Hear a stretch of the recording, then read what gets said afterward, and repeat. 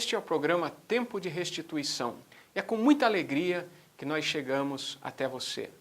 Hoje nós vamos ouvir uma bela mensagem do nosso pastor titular, pastor Agostinho Basso, e ele vai ser um instrumento de Deus para abençoar as nossas vidas.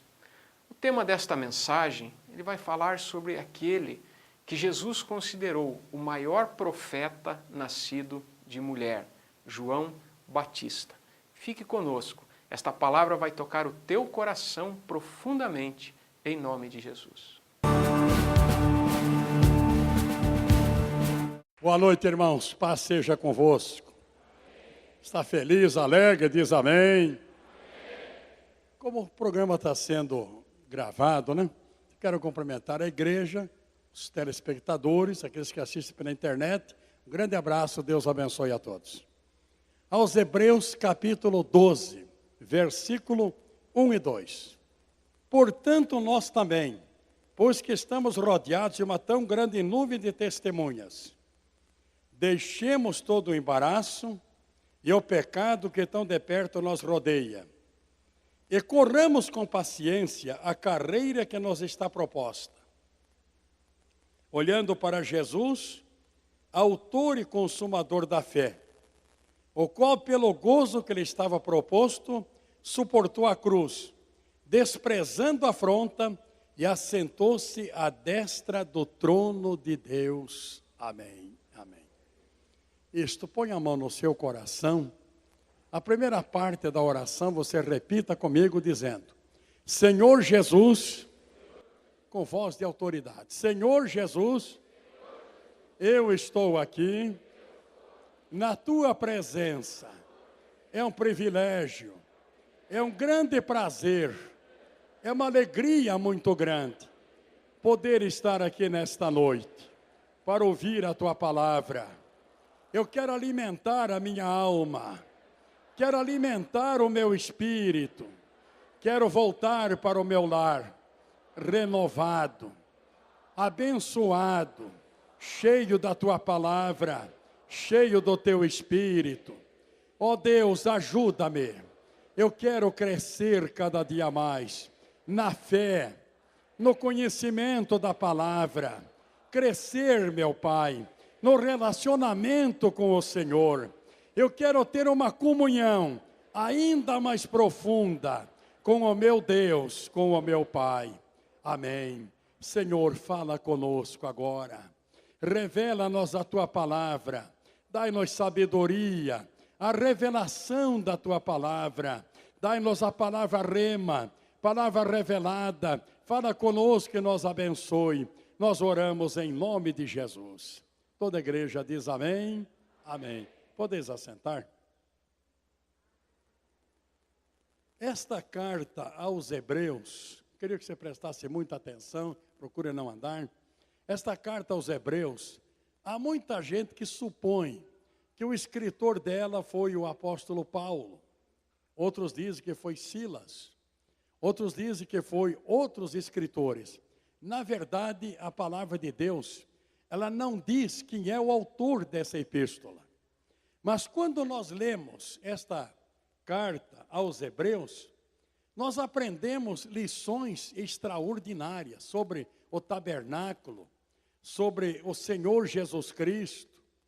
Enfim, existe aqui riquezas espirituais extraordinárias e maravilhosas.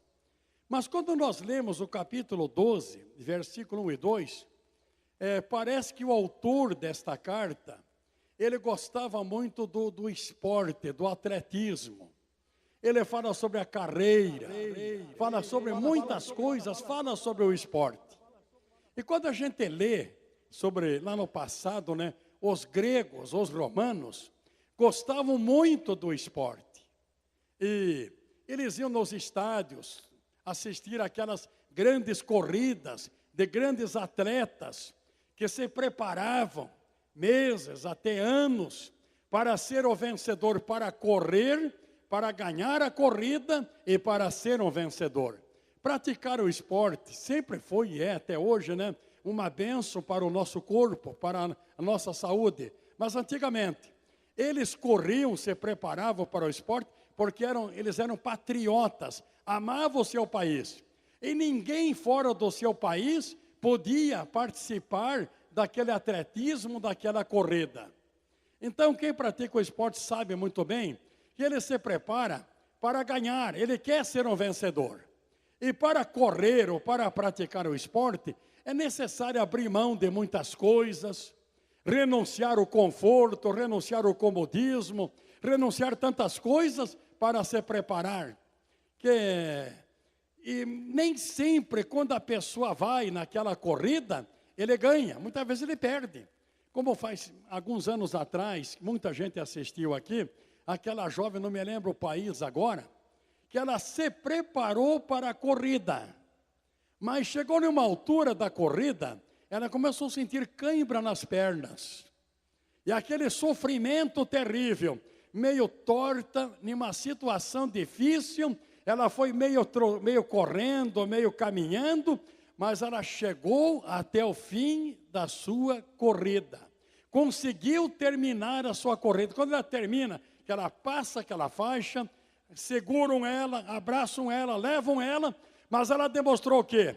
Demonstrou heroísmo. Ela demonstrou amor por aquilo que ela pratica. Ela foi até o fim e ela foi uma vencedora. Ela foi uma vencedora. Então, meus irmãos, aqui o escritor, ele orienta que nós devemos correr a corrida da fé.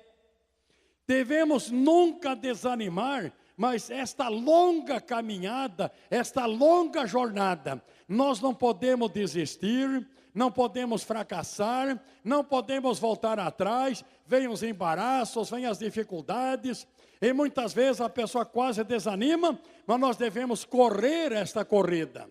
Alguém escreveu o seguinte, Paulo escreveu esta carta aqui para os judeus.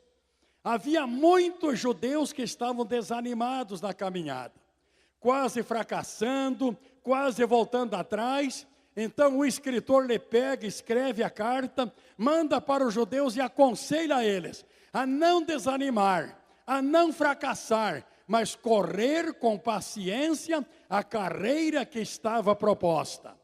E ele orienta muito bem a todos nós, não só judeus da época, mas a todos nós, a não desanimar, a não fracassar. Vem as lutas, vem os problemas, vem as dificuldades, mas nós devemos lutar.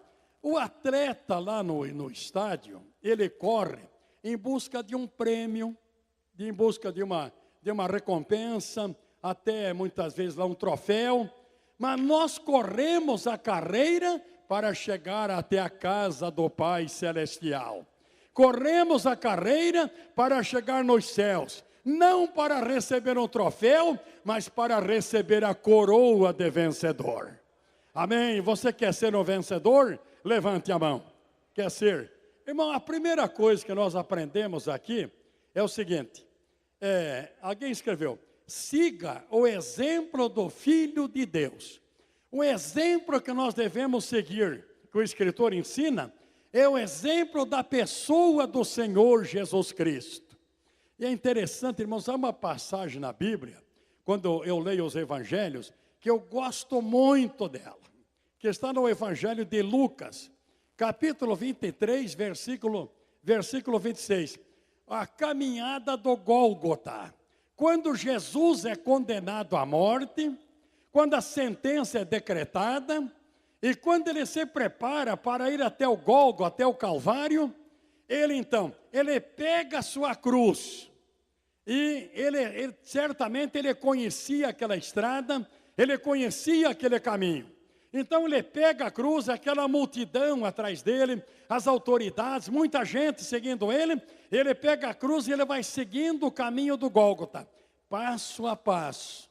Eu imagino que cada passo pingava sangue, ensanguentado, desfalecido, o corpo dilacerado, mas ele vai seguindo aquele espaço, a multidão gritando, zombando, rindo. E dá a entender que Jesus dá uma parada, ele olha para um determinado lado, está um grande grupo de mulheres assistindo ao lado a passagem do Senhor Jesus, com um atleta, como um vencedor, como um corredor, ele vai seguindo aquela estrada, ele vai caminhando, ele olha, e aquele grupo de mulheres, filhas de Jerusalém, gritavam, meneavam as cabeças, diziam: tenha pena dele, tenha compaixão dele, ele é inocente, ele não é devedor, ele é o Filho de Deus, ele é o Messias.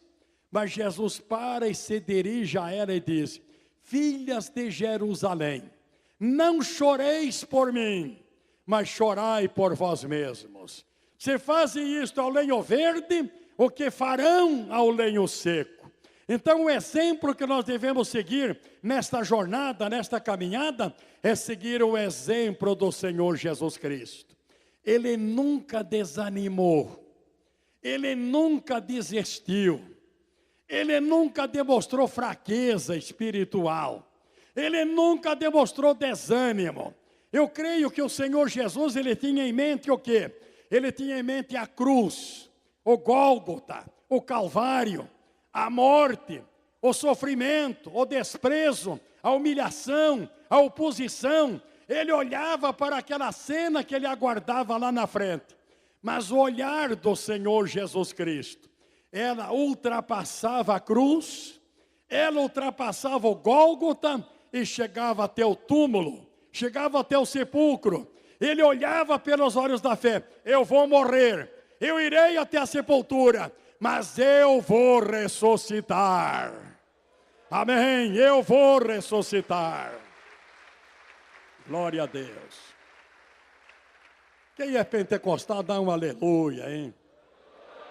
É melhor dizer aleluia, glória a Deus, do que aplaudir, né? Para aplaudir tem que tirar a mão do bolso. Aleluia, você pode dizer que aleluia com a mão no bolso, né? Então, vai dizendo aleluia, glória a Deus aí, né? Uma outra coisa, irmãos, o olhar do Senhor Jesus. Ele ia até o sepulcro, até a ressurreição, mas não somente isto. O olhar do Senhor Jesus, ele ia além da ressurreição. Eu creio que ele imaginava o momento que ele ia ser transladado para os céus, que ele ia voltar para o Pai Celestial. Ele olhava o momento que os anjos lhe aguardavam lá na entrada dos céus, aquele grande coral dividido em dois, um à esquerda, outro à direita, para dizer: levantai-o portais eternos, levantai-o entradas eternas, e entrará o Rei da Glória. Quem é este Rei da Glória? É o Senhor forte e poderoso na guerra. Dá um aleluia, irmã, mais animada, hein? Onde está fixado o teu olhar? Como cristão, como filho de Deus, o teu olhar, a tua carreira, a tua jornada, ela diz respeito somente à caminhada terrena? Somente às coisas materiais? Somente a negócios, a prosperidade, a vantagem financeira, ser um empresário, ser bem-sucedido na vida? O teu olhar, ele ultrapassa as coisas materiais, ele atinge as esferas espirituais. Onde está o teu olhar? Você tem pensado na tua salvação? Você tem pensado na salvação eterna? Você tem pensado na vida eterna? Você tem pensado nas riquezas espirituais? Você tem pensado naquilo que Deus tem preparado para mim e para você? Paulo usou uma expressão, né? Aquilo que os olhos não viu, que não subiu ao coração do homem, que nós não conseguimos entender, Deus tem preparado para os seus filhos. A segunda coisa que nós devemos aprender: olhe a seu redor e veja os vencedores. Olhe ao seu redor, veja os vencedores. O capítulo 11 desta carta, ele traz ali a galeria dos grandes heróis da fé. Você já leu aos Hebreus capítulo 11? Levante a mão. Quem já leu? Você já leu? Levanta a mão bem alto. Então diga: eu li. Ué, você está meio mudo? Diga: eu li. Fala mais alto: eu li. E o que você aprendeu? O que você aprendeu? Irmãos, o capítulo 11 aos Hebreus é um tesouro. Mas é um tesouro extraordinário. É ou não é? É um tesouro maravilhoso. A galeria dos heróis da fé, ainda hoje à tarde, aquela tormenta, chuva, tempestade, ainda bem que a luz não apagou, né? Mas eu estava curvado, estudando, lendo aos Hebreus capítulo 11. Mas que riqueza extraordinária, né? Que coisa linda, coisa bonita. O escritor diz aqui: portanto nós também, pois, que estamos rodeados de uma tão grande nuvem de testemunhas. Quem são as testemunhas? São os grandes heróis da fé. Vamos lembrar de 5 aqui, né? Quem lembra de Noé? Homem da arca ou da barca. Levanta a mão, lembra dele? É o primeiro. Homem de Deus, homem de fé. Quem não lembra do Abraão, né? Que saiu a peregrinar em terras estranhas, sem saber para onde iria. E era a terra da promessa. Morando em cabanas com Isaac, com a sua esposa, mas estava ali pela fé, o grande Abraão. Quem não lembra do Isaac, homem de Deus, homem que orou 20 anos para ser pai, e Deus lhe deu uma bênção extraordinária, né? Quem não lembra de Jefeté, aquele homem que foi tocado embora de casa, foi desprezado pela família, foi humilhado, você é filho de uma prostituta, você não vai herdar conosco não, você não merece esta herança aqui não, vai-te embora, e xingaram aquele homem, ele foi. Mas a Bíblia ressalta as qualidades deles. Primeiro, era um homem de coragem, homem valente, né? Homem de coragem. Você é uma pessoa de coragem? Levante a mão. Quem é de coragem? Quem é corajoso? Levante a mão. Mas levanta mais alto, diga eu sou. Ou está cheio de covarde? Então diga eu sou corajoso. Ninguém ouviu. Diga eu sou corajoso. Homem de fé, de coragem. Aí foram, quando faltou um valente, eles foram à procura de Jefeté. Venha Jefeté. Aí ele tomou o lugar dele como um vencedor, né? Isso é minha imaginação da minha cabeça. Quem prega aqui é cheio de imaginação, né? Então vem várias imaginações. Mas eu imagino o Jefeté passando a mão no cavanhaque. Vocês precisam de mim agora, hein? Dá uma enrolada no bigode. Vocês precisam de mim agora? Agora vocês querem que eu volte lá? Sim, Jefeté. Só tem uma condição. Só se eu for o líder de vocês. Este homem é valente. Só se eu for o líder.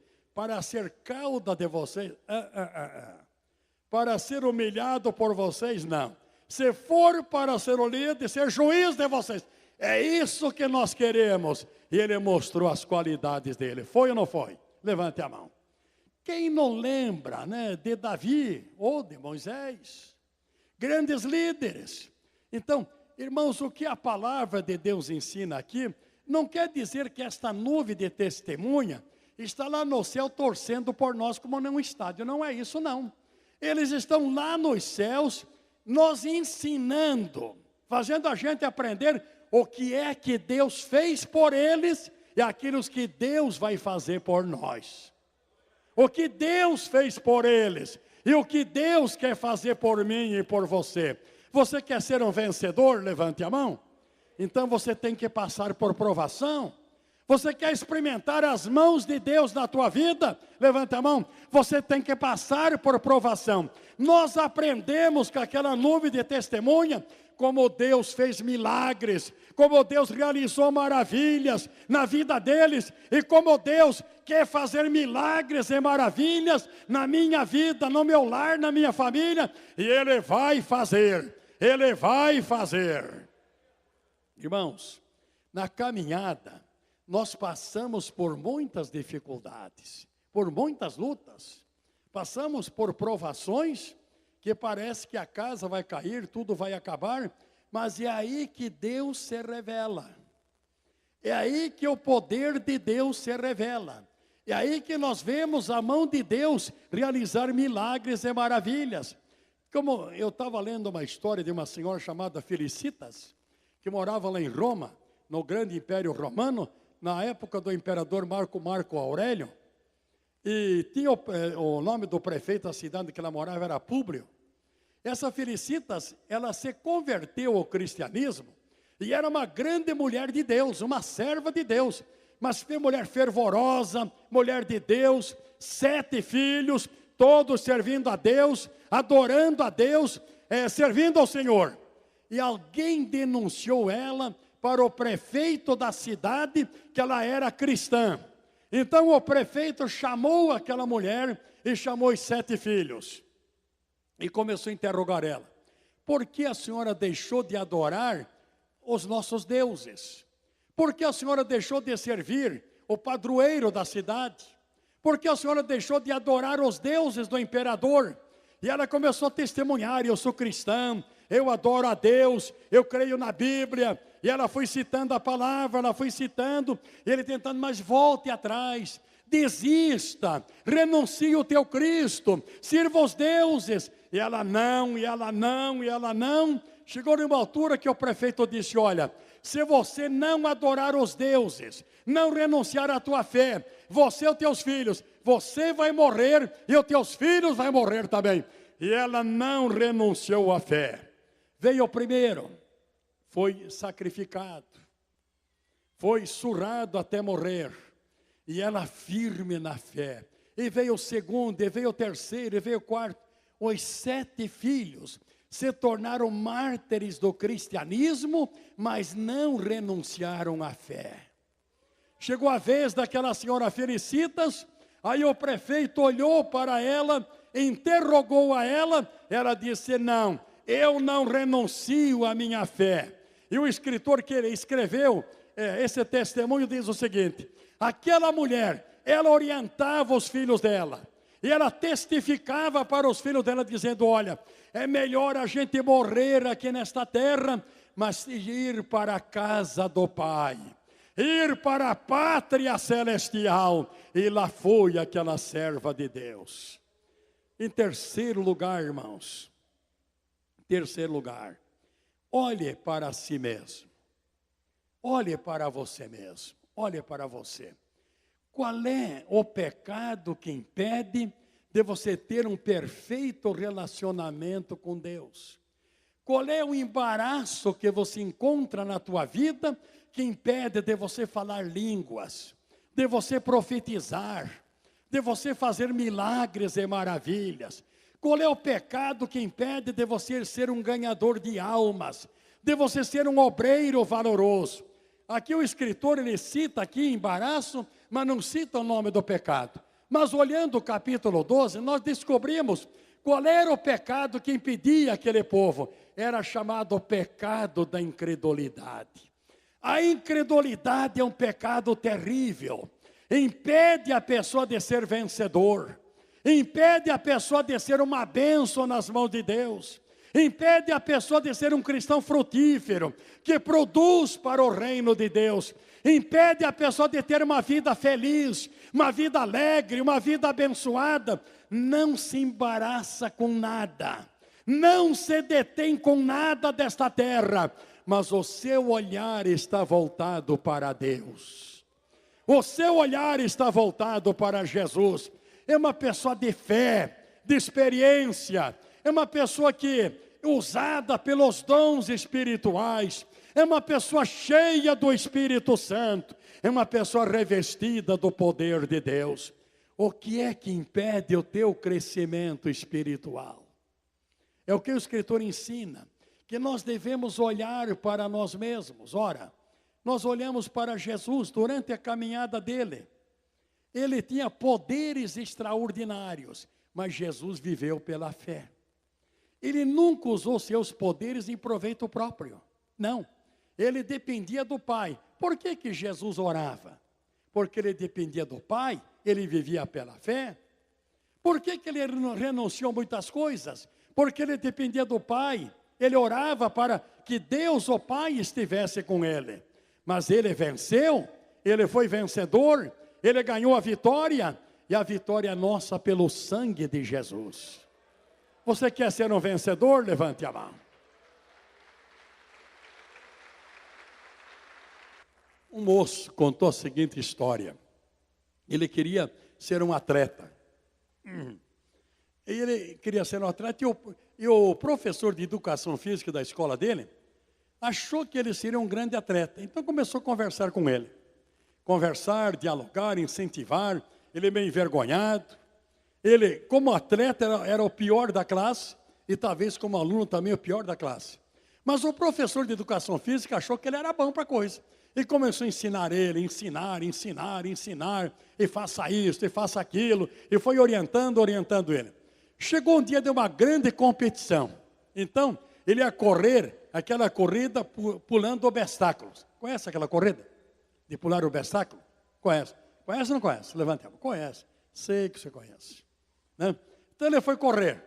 E ele vai correndo, pula um obstáculo, pula 2, mas derrubou 6 obstáculos e fraturou o pé esquerdo. Desistiu de ser atleta. Mas com o que o professor ensinava a ele? Ele dizia, olha, não desista. Assim como os outros conseguiram, irmão diáconos, tem muita gente andando. Irmão diáconos, põe os garotos, senta, vocês dois, volta, senta. Vamos aprender a ouvir a palavra de Deus? E ensinou eles, olha, assim como os outros conseguem, você também consegue. Vai lá, não desista, vai em frente. Olha, você pode melhorar, você vai melhorar. O professor procurava ensinar ele. Nós somos alunos do Espírito Santo de Deus. Somos ou não somos? Levanta a mão. Quem é? Alunos do Espírito Santo. Nós podemos chegar lá, não podemos chegar. Levante a mão. Levante a mãozinha. Temos obstáculo para frente? Temos. Podemos derrubar 5 ou 6 obstáculos. Podemos até fraturar o pé direito. Mas nós vamos chegar lá em nome do Senhor Jesus. Estamos ouvindo esta bela mensagem. E você é o meu convidado, é minha convidada, para no dia de amanhã assistir à continuação desta palavra. Eu quero deixar a você o convite para vir estar conosco, para conhecer a 4ª Igreja do Evangelho Quadrangular de Curitiba. Nós estamos aqui no bairro do Capão da Embuia há mais de 50 anos. A Rua Delegado Leopoldo Belzac, número 1303. Venha estar conosco, vamos ter um imenso prazer em recebê-lo aqui no nosso meio. Imagine um lugar onde você tem a oportunidade de conhecer uma nova pessoa. E esta pessoa se tornar o seu grande e verdadeiro amigo. E nela, você pode confiar tudo o que se passa em sua vida. E ela, após te ouvir, te ajudar e permanecer contigo durante toda a sua vida. Este lugar existe.